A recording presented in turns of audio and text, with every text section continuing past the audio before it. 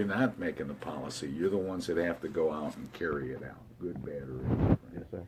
And you certainly deserve a lot of credit, and a lot of the freedoms we enjoy, we wouldn't enjoy without the service of people in the armed forces here in the U.S. Yes, sir. So how can we have all this love and leave veterans sitting homeless? How does that translate? For me, I believe it's the same reason why we can wear the clothes we wear and not think about the child labor that's being put behind it, or or the labor itself that's underwage based on what our standards are.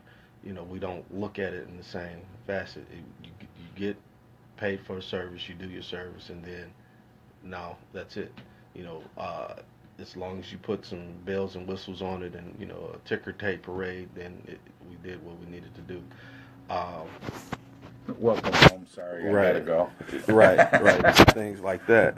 So for me, I believe that we have to change the dialogue or change the way that we speak about it, because it's very important how you deal with those that sacrifice. Because if you don't properly deal with those that have sacrificed, then others won't want to.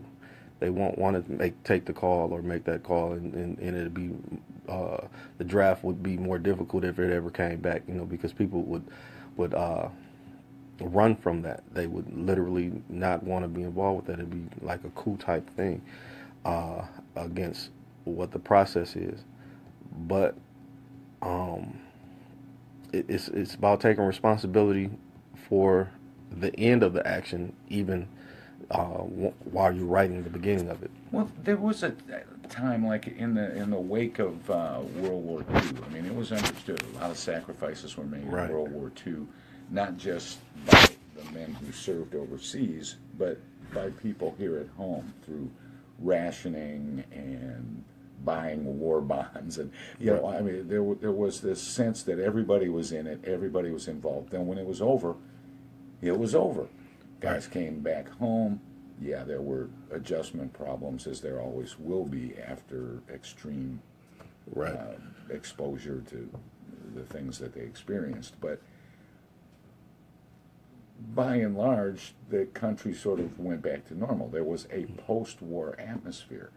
We don't have a post-war atmosphere anymore. For the last at least 2 decades, maybe as many as 3 or 4, we've always been in conflict somewhere. Mm-hmm. It's like wars don't start and end anymore. Mm-hmm. So there is a constant turnover of veterans. It seems more important now than ever that we figure out what happens to returning soldiers. Yes. It is extremely important now because it's, I guess, war or conflict has been lingering so long. It's a norm. But the thing is, it's not normal for any human being when they come back after they've been exposed to things they can never unsee or never undo or never unthink. And never unfeel. Unfeel, yeah. So, even with me, just as of late, you get, you read it and you know that you have issues, but when they tell you some of the stuff you won't get the effects until, it could be 5 years, 10 years, 15 years later. And you're like, well, I'm built stronger than that. So, but like for me, dealing with anxiety and things like that, it's crazy because I don't know when it's going to hit me, and I used to have a better control of it, but now that I'm more social and I don't necessarily control when I want to do something, because I have to work at the heartbeat of the community and work at the heartbeat of what's going on with veterans and try to make sure the voice is out there. I have to, my best days are sometimes my worst nights because I have to download all of that stuff that I dealt with and the issues that I was the flashes or the things that I was thinking about or feeling while I was going through the process of just a normal day for some people. But you have to be aware of those things so you can take care of those things, as you know, as legislators and things like that. Do you find yourself when you're working with other vets in the process of trying to help them reliving your own nightmares? All the time. Does it have that effect, kind of? All the time, and I think in a lot of senses that's part of the healing process, because you can you're with someone that understands you a little more than most, Right. and you're not being judged in the same way that if someone's never been there. It's like, if me and you went into a maternity wing of the hospital. We see all the women that are pregnant or haven't given birth, but we could never understand that process. I can never understand why they do it again. That's always been a mystery. Love is a strange thing, right? It is. We need to take a short break, but when we come back, we're going to talk some more with George about some of the things that are being done and some of the things that aren't being done and what needs to be done when it comes to veterans issues and veterans affairs.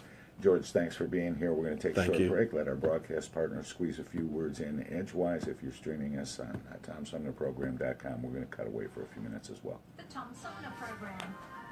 Old-fashioned radio for a new generation. Hey, everybody. It's me and Tom. All right.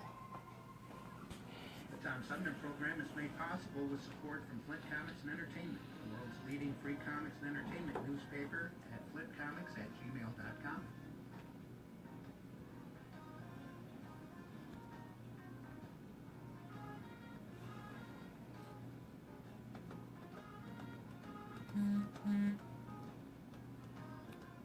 Karina Petrie said hello. Oh, cool. Discoveries. They haven't only least Are you streaming live? Yeah, Facebook Live. And discoveries have a way of teaching. Morning. Hiya, folks. I'll let you help so you can see some of the stuff people saying. Yeah, let me take a look. For up north, east down south. Just scroll up and down. Michigan's largest county park system and a vibrant culture. Oh, A place yeah. filled with discoveries you've yet to make. Throughout acres of beautiful lakes, wetlands, and woods. And in the diversity beyond. Morning. The uplifting melodies of gospel choirs fill Hello. where the work of renowned artists Jaquanda Johnson said hello. Yeah. Tell her I said, hey. Hey, Jaquanda. Farmers market awaken our senses. Nice hearing from you. The cultural center and planetarium broaden our view of the world. Well, she is the real Spend a deal. few days enjoying the wonders of Flint. Tell her. Now, she knows. She knows. He said, you're the real deal. The Tom Sumner Program. Old-fashioned radio for a new generation. If you have a knack for sales and fundraising and would like to become a valuable member, you could be I was up mostly all night. I didn't sleep until like 5:30. So I was trying to Tom Sumner Program. make sure I brought enough stuff to Program. give some good information depending on how the conversation went. Yeah. Sometimes you can over-prepare and you get caught up in And I that's what I do. I can't bury yourself in statistics. because the anxiety part, I don't, Right. I know it's just me, you in a room, blah blah blah, but it's like, oh wow. I'll never. Well, I appreciate it. No, I don't do that to people. I don't do it to politicians. I don't do it to elected officials, authors, people working in public affairs or community service. I just don't do it. Other people can do that. But, when I have people on, and I might have people on that have differing points of view, but I always let everybody make their best case. Right. And then let the people decide which was the better case. Right. And I appreciate that. What's coming up this morning? What are you doing in the studio today, George? Talking about veterans issues, the thing that I live and breathe. Brought just a few documents here, a few information, try to spread some knowledge on different things that are available and things that can be done or however. So yeah. So just trying to spread the knowledge.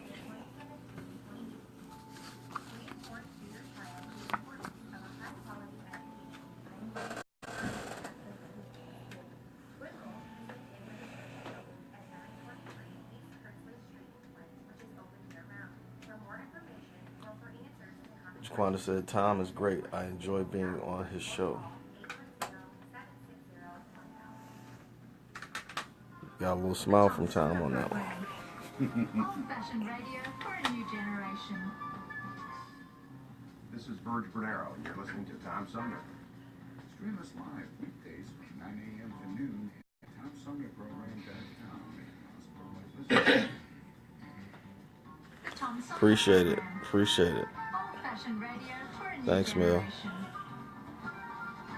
And welcome back, everybody. This is the Tom Sumner Program. My guest this hour is from Veterans of Now, an organization he created out of his experiences readjusting to life after serving in the military. George Grundy, welcome back. Thank you for having me. I mentioned as we were wrapping up the last segment, we're just kind of getting reacquainted a little bit.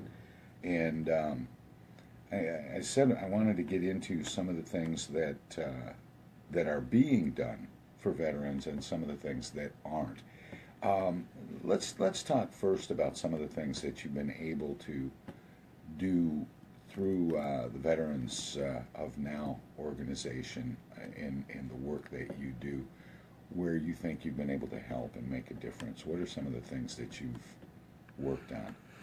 Well, barriers, breaking down some of the barriers. I believe that's where our niche is currently right now, is breaking down barriers. I've had veterans that haven't been to the VA in 30, 40 years that, we have conversations and we become acquainted with each other, and then Now, I was earlier this morning I had Alan Griggs, the new 8th Ward City Council person, in Flint, because we're going to be meeting some of the new people this week. In fact, parenthetically, Jerry Winfrey Carter will be here tomorrow. She's also a new member of the Flint City Council being sworn in today. Okay. But and he was talking about how much he was a veteran from Vietnam era, and he said he's had tremendous health care in veterans facilities, and that we're really lucky to have them around and close by. But then he was very critical of the administration of it. Is that what we're talking about, the barriers? It's not that the care and the resources aren't there. It's the men and women can't get to them. It's getting to them. It's almost like going to become a football player or basketball player sometimes. That's how it feels at times, because you have to go through so many loopholes and so many challenges just to be told that you do qualify. And I know a Vietnam veteran who was in country, who was in Vietnam and did his job, and he didn't receive his benefits, his 100%, until like 2 years ago. He's almost in his 80s. So it's what we call it is denied till you die, till they die. Yeah, there was a story just recently, I think it was a press release put out by Congressman Dan Kildee's office, where he was kind of taking a victory lap for helping a veteran get the money that was due him. Right, I saw that. You saw the story I'm talking about. I don't remember all the particulars, and I apologize for that. But I couldn't help thinking when I was reading it, why should this be a big congressman accomplishment for somebody to get what they were due all along? You know what I mean when I say that? I saw the story, and I'm glad the guy got what he got, but why does it have to be a congressman that stirs things up to get it done? That's what you're working on. Right, That's the thing. Right. That's I wish what I had you're the trying answer, to deal because with. I would. The system would be would work a lot better than what it does now. Because I know some of the guys that I was in with that saw a lot more than I did, and I'm 70% service connected disabled. So I have a lot of issues myself, but I know guys that they should have their benefits, but it's there's so much bureaucracy and red tape, and then you get so frustrated with the system. That's where the term red tape comes from. Okay, didn't know. At the end of the Civil War, soldiers that were getting out of the service, in order to get their records, they had to go to Washington, D.C., to this kind of warehouse place. Wow. And go through all of the records to find their paperwork. And all the bundles were wrapped in red tape. Wow. That's where that... That's amazing. Yeah. That's amazing. That's a veteran thing. Red tape. Veterans were the first ones to deal with actual red tape. So, but anyway, what we're talking about here is there are services, there are resources, there are things that the government is trying to do. Because I asked earlier, I said, why is it that people are so, the American people are really supportive of service members, and there's all this love pouring out because of Veterans Day. Why is it that they can't get what's due them? And it really has to do with bureaucracy and red tape, doesn't it? Yes, it most definitely does. To my understanding, for every VA doctor, there's about 12 administrators. So for everything that a doctor wants to say yes to, he's got to have 12 he or she people has sign 12 off on people it? sign off on certain things. That's to my understanding currently. And Well, that can't possibly work. right, because these are 12 people that are getting significant incomes and drying up the system and looking at the bottom line for their longevity instead of the longevity of what needs to happen for those that have served and sacrificed, and doctors that have said the Hippocratic Oath. What can they do when they're tied up in all types of things that could create litigation or create some type of scar on their record as physicians? Have you, in the cases that you've taken on, have you found, is there a path, is there a system or a set of procedures that you've discovered that, as cumbersome as they might be, if you follow it from A to B to C to D, that will get you to where you're supposed to be? I don't believe there's no, there's not a magic path. Because if you go through the process from A to B to C, that could take you years. You have to find a way to be the squeaky wheel. You have to find a way to be the squeaky wheel, and if you don't, then getting reevaluations. Those, to my understanding, they take up to 5 to 7 years for a reevaluation on something. So if your elbow or your knee or your headaches or your PTSD or anxiety gets worse, you want to get reevaluated to get an increase or to get more, because if you get an increase in your disability, that means to get evaluated as to whether you can work or right, not work, or how much you can do. Yeah. It may take 7 years for that to happen. They say on average it's 2 years, but what I'm seeing or finding out that it's closer to 5 to 7 years. So it's just a lot of red tape. I mean, we just recently had a veteran commit suicide this year after being sent home from, complaining, saying he had PTSD, he had issues and things like that. And I'm not sure of all the details, but he went home and killed himself in front of his family.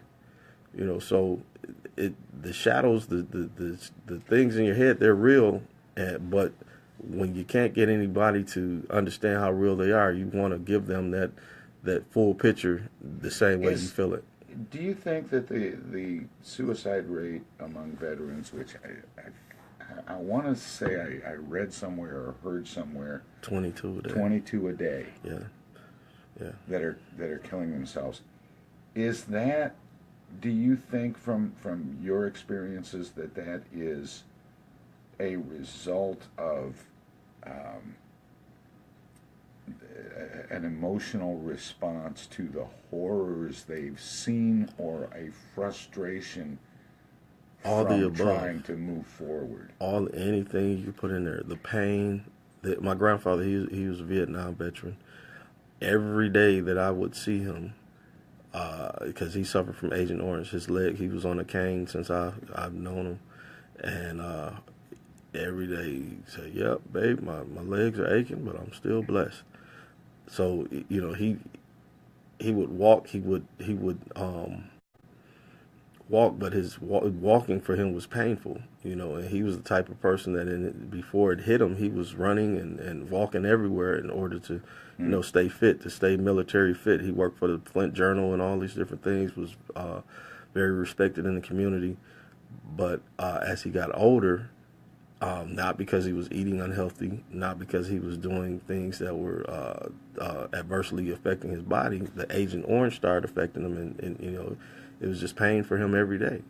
But he pushed through it and smiled through it and got through it. So he didn't commit suicide or anything like that. But the pain from those that I stories that I've heard of people that have done it, you have these stories, because my grandfather would tell us stories about little kids and hand grenades and things like that, and he wouldn't tell us all the stories, but all these different things that are compiled on top of your life, because you're trying to live a regular life. And I commend Vietnam veterans most definitely, and those before me, because they didn't have the same support groups. You come home and somebody's calling you out your name and telling you that you're wrong for what you've done. But then soldiers were getting off of planes in airports all over the country. Right. People were spitting on them and calling call them them baby killers. Right. That it was horrible. And right. I like to think that we have matured since then and realized that it's sort of the same thing as killing the messenger. It's you're picking the wrong person to pick on. Right. The beautiful thing to me about that is because these guys, they were in the trenches, and they had the skill sets to implode and to create a lot of havoc, but they chose to take the higher road. The majority of the veterans choose to take the higher road and say, look, you're not going to beat me, and take my pride and take away what I've sacrificed. So you have all these Vietnam, World War II, Korean veterans that created businesses, created tax revenue for the country, and they did it to get away from everybody else. This is my business, and the way I run it is how I run it, and I'll hire who I want to. But it's creating. You have some of the most successful business people that I know in the city of Flint are veterans. Brick masons and contractors and warehouse owners. They're veterans.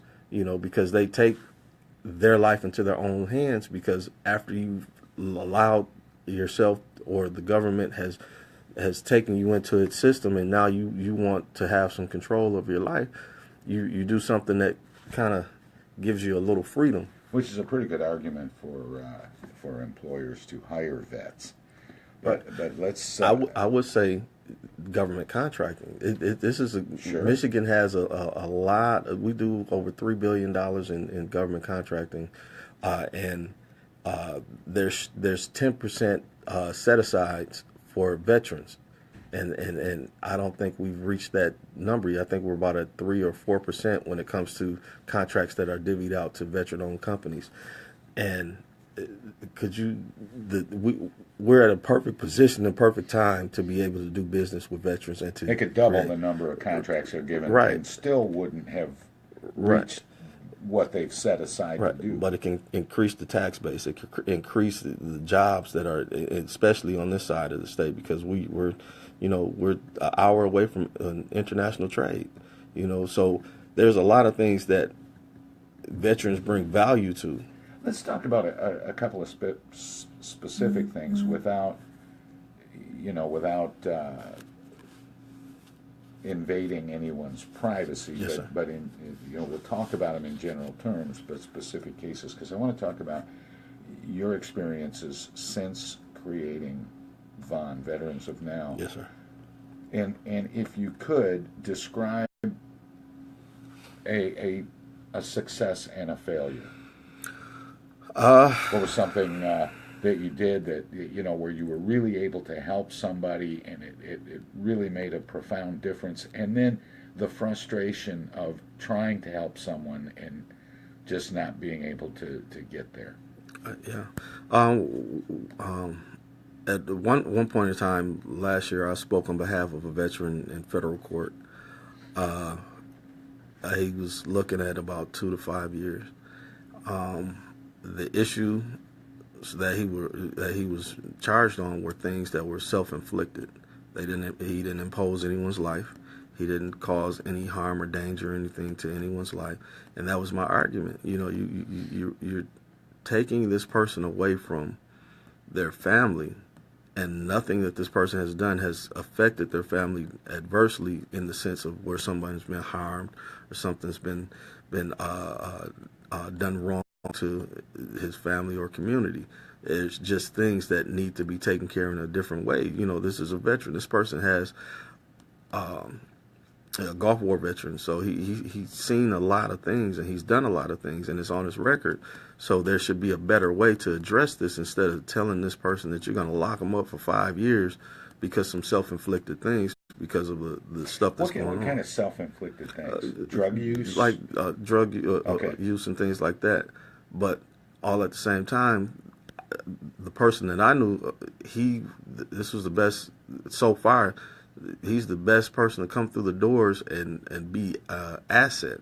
He was always willing and wanting and able to work and help and to be a part of the solution. He just needed the outlet to do that. He just needed the guidance to do that. Right. Everything that he was asked to do, as far as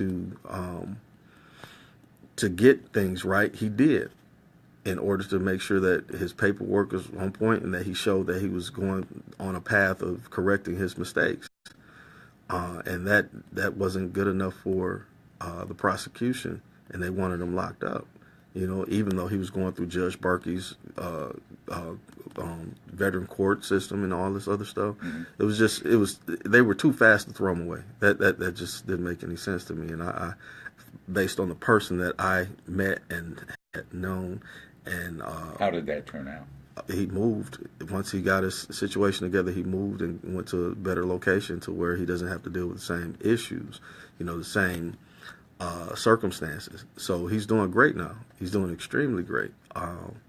And I probably should see him in the next week or so. And he ended up not going to prison. He ended up not going to prison. And being able to become more productive. More productive and be with his family and raise his sons. Now, what about the flip side? Flip side is that you have people that don't want to get out of the shadows. They want to stay right where they are, but they'll ask you for help. I would think that that's probably more common than we would like to admit. Depending, it depending on if you can get into that person's comfort zone. Most veterans that I come across, we can relate. We can come to some kind of common ground. One veteran, he didn't want to come to that common ground. There was always some kind of skeptical reasoning on why this couldn't happen. And,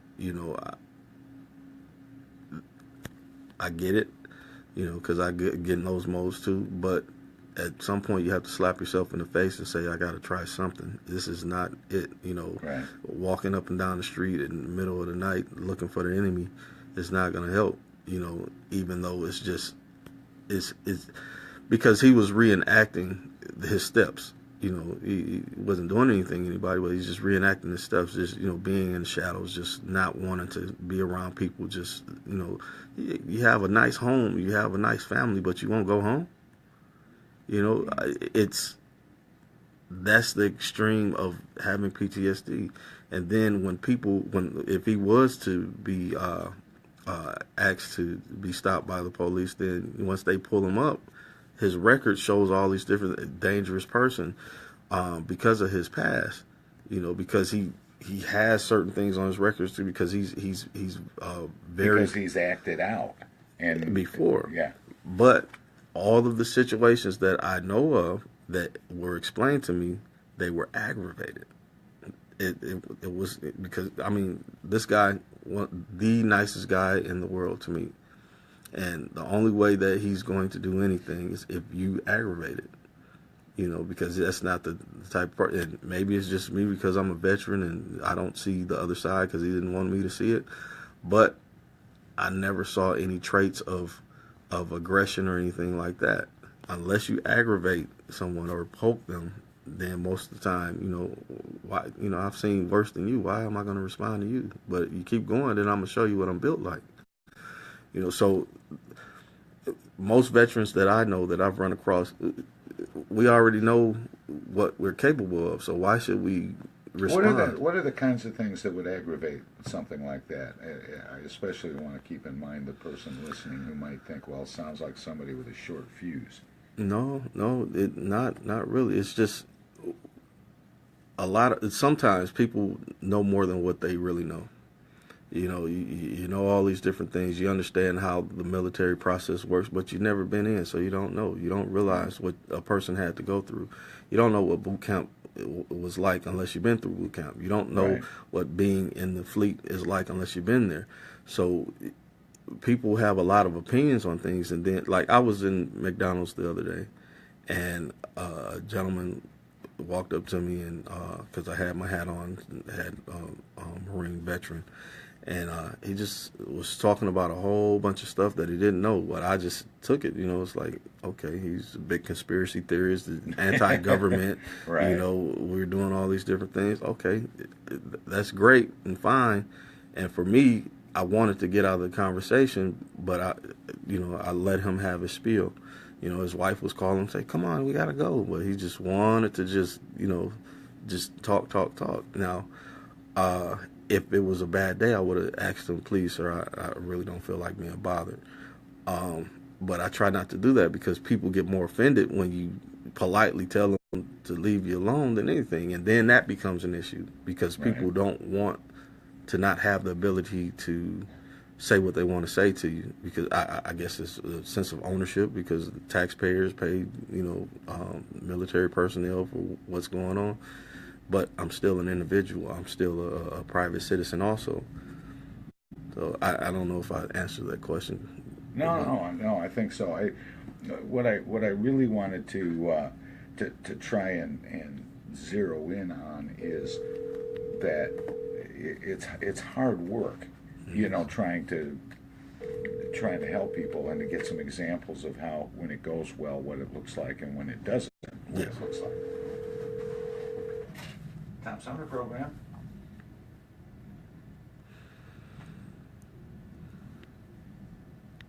Hey everybody. Hey Joyce. Oh, can you call me back a little later? I'm on the air right now. Call me back after 1. Hey Will. Yeah. Sorry about that, folks. I thought the only reason I took that call, I thought it might have been somebody call in and talk about what we were talking about. My guest is George Grundy, and we have another break coming up, but we're going to come back in a few minutes and talk about what people should do if they know people who may be suffering and aren't, trying to fix it, that aren't, working on it, and what they can do to get started, and where they can go, and what kinds of things are available for them that they might not know are out there. We're going to take a short break. Again, my guest is George Grundy from the Veterans of Now organization that he founded, and we're going to talk some more. When we return, we'll take a short break. Stay tuned. The Tom Sumner Program. All right.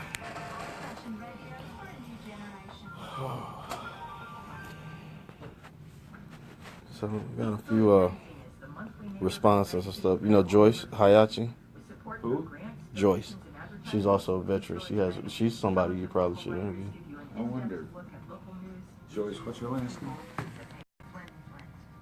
Copies of East Village magazine are available at many of your favorite No, shops. I don't recognize the name. Because I've had a few people on. There's a girl from Flint that came back and wrote a book about her experiences. That was probably Miss Stephanie Shannon, Maybe. Tom Sumner Program. Sergeant Shannon. Yeah. She wrote a book. Radio for a new generation. If you have a knack for sales and fundraising and would like to become a valued member of a fun team, you could be a good fit for the Tom Sumner Program. Help us develop the underwriters needed to continue to grow our brand. Write to us at TomSumnerProgram.com. The Tom Sumner Program. Old-fashioned radio for a new generation. More in the morning.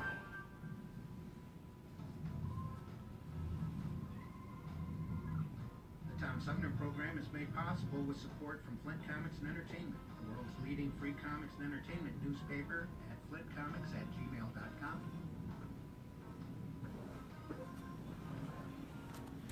And show y'all some stuff. So, I don't know if we're going to talk about it here today, but I brought information about vocational rehabilitation or voc rehab. Brought stuff from the SBA dealing with government contracting. More vendor information. Right there, that's the number of how many veteran-owned or they're certified CVEs. So we have the SDVOSB, which is Service Disabled Veteran-Owned Small Businesses. There are currently 9,375 of those in the country, and 3,248 veteran-owned small businesses. Total of 12,000. So when you get certified through the government, they put you on this list, and this, you see that list is the date is 11/12/17, so it's a current list.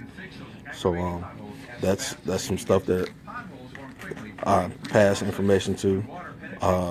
PTAC, if you want to get involved in government contracting, you want to sell the government toilet paper, beans, bullets, or whatever, plastic clips, then you want to get involved with PTAC. That's the Association of Procurement and Technical Assistance Center. Your local PTAC will guide you at no cost from A to Z on what to do to become a government contractor.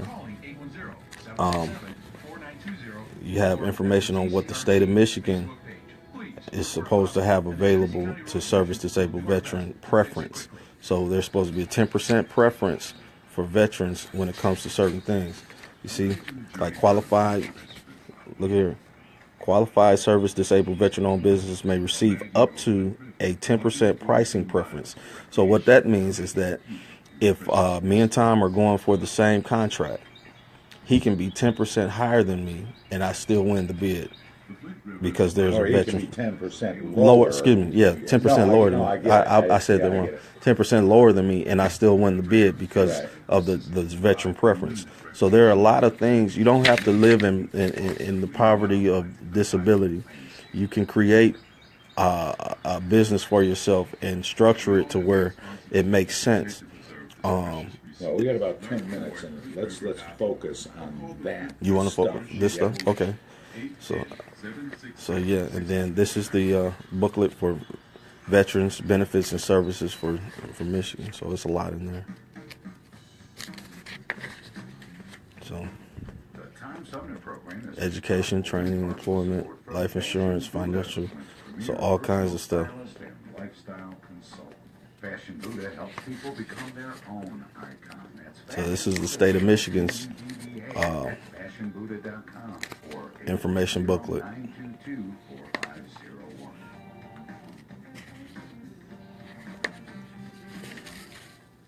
Stuff for The Tom Sumner the Program. children, the spouses, all that stuff. Hi, I'm U.S. Senator Debbie Stabenow, and I'm... If you're a Vietnam veteran, Stream us live weekdays at 9 Eastern at TomSumnerProgram.com. if you're the child of a Vietnam veteran and you have spina bifida, then there are benefits out there for folks like that and all kinds of stuff. So So welcome back, everybody. My guest is from Veterans of Now. He's the founder, George Grundy. George, welcome back. Thanks for being here. Thank you. We've been talking a little bit about veterans issues in the wake, really, of Veterans Day, which was this past Saturday, and what I want to focus on for listeners, especially those people who are either veterans who know they need help or family members and friends of veterans who know they need help, even if the veteran themselves aren't admitting that they Right. need help. But I want to focus on where can they go? What can they do? We've already sort of touched on the fact that there's a lot of red tape, there's a lot of stuff to Right. go through, and in healthcare, they have this new thing called navigators. And I can't even imagine wading through all the weirdness of healthcare without a navigator of some sort. Yeah. Do you think of yourself as playing that sort of a role, being a navigator? In a sense, Kind of. yes. My passion is trying to help a veteran get past all of the long lines, and get them directly to people that should be able to answer the questions within 24 to 72 hours on certain issues, because it's just, even with navigators, even with those type of deals, you're still talking about 3 months, 6 months. You're talking about a long time. Like, I have a veteran actually that's calling me on the phone now that he had issues with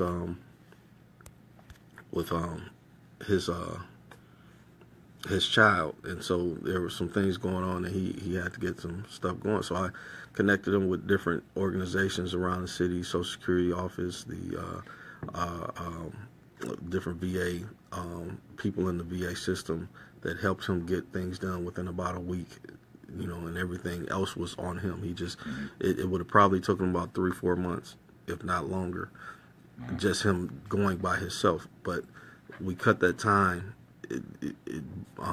tremendously just by listening to what he needed, and then being that Vaughn has reached out to different organizations to befriend them, he was able to kind of get some answers and direct answers immediately to help his situation out, so he wouldn't have to go through the long line of wondering, what do I do now? Because it's like, if you go to this organization, then you have to go to the next organization and the next one. My thing is like, okay, I'll call all those organizations for you and get you, the little short list of what you need to do, instead of sending you everywhere. So you're trying as much as you can to be a one-stop shopping center for veterans resources. Yes, but including all the other organizations that are out here helping veterans. I have no intent of stopping or shutting down any veterans organizations. My intent is we come together so we can make the process easier for each other. We can make the process easier for those that are in need. Now, what are some of the resources that are available? I mean, what are the promises made that aren't being kept? I wouldn't say they're not being kept. They're not. They're just. It's just not the process isn't a straight line. It's people are getting assistance. People are getting care. The programs are there. They're there, but they're not. They're not optimal. They're not at their full potential. So, voc rehab is one, vocational rehabilitation and employment. So if you run out your post 9/11 or GI Bill, then voc rehab can be something that you can obtain to go back to school. They purchase your laptops, your books, and all these different things. They'll put you in school for a period of time so you can get certificates or either finish up credits and things like that. Even under that same thing, you have self-employment track. So the way that works in short is, you want to start a business, and if you're 10% service connected or higher, if you qualify and you get through all that paperwork, which is a lot, then they'll pay upwards to $100,000, but that's in segments, at $25,000 segments at a time, for your. So if I want to start a radio show, they'll buy all the equipment. They'll get everything I need to set up except for paying the rent on the building and a vehicle, and that's a benefit that veterans more so those that are physically that have physical ailments and probably can't leave home as much would want to take part in. Right. And the housing benefits, there are VASH vouchers and things of that nature that you can get if you're dealing with homelessness. And the VASH voucher a lot of times goes along with you. So wherever you want to move to, that voucher to be able to have housing and pay it to a certain point will go along with you, so you won't feel stuck or you can get out of a bad environment.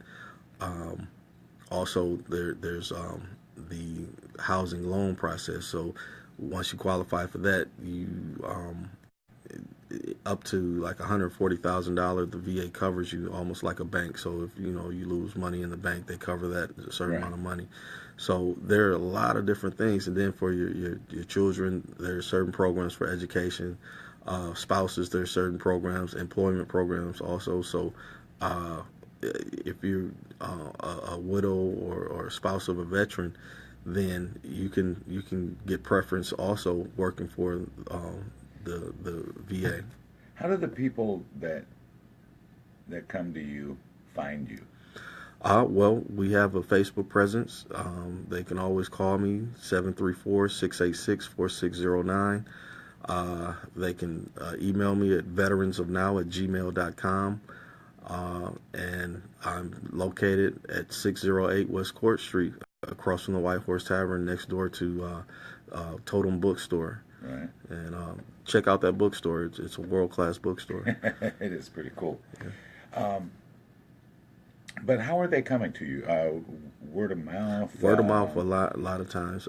We've done a significant amount of community service out here, so people just kind of pass the word, and we kind of just it's just community building. People are just passing the word through, knowing that there's organizations out there that are willing to help. And I kind of have odd hours, so I do the stuff that others already went home for the day for. I may get out and just help and do what I can. When it comes to whatever, I've taken veterans to the VA at 2, 3 in the morning, whatever's needed. It's whatever's needed.